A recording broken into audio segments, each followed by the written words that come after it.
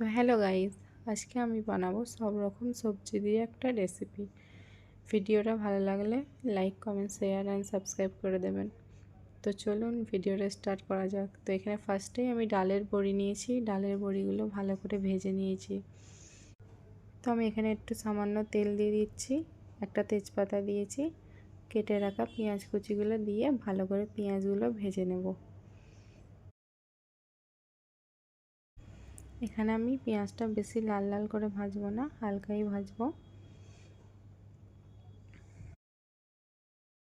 তো দেখুন এখানে পেঁয়াজটা ভাজা হয়ে গেছে। এবার আমি ভেজিটেবলগুলো সব দিয়ে দিচ্ছি, দিয়ে ভালো করে ভেজিটেবলগুলো পেঁয়াজের সাথে ভেজে নিচ্ছি।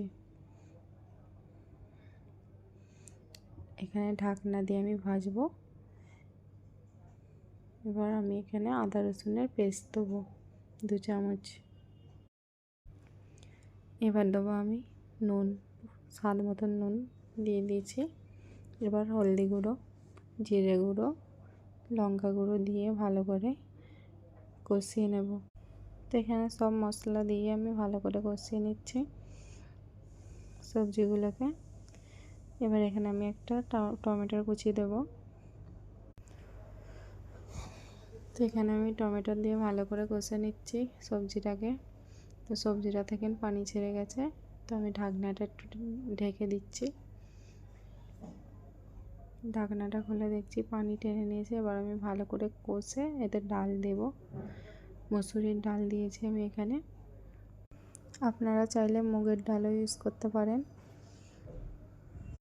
তো উপর থেকে আমি ধনেপাতা আর কাঁচা লঙ্কা কুচি দিয়ে দিচ্ছি, দিয়ে ভালো করে কষিয়ে নিচ্ছি।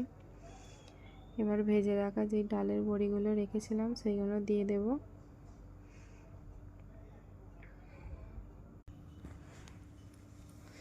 তো এখানে এবার আমি পানি দিয়ে দিয়েছিলাম পরিমাণ মতো।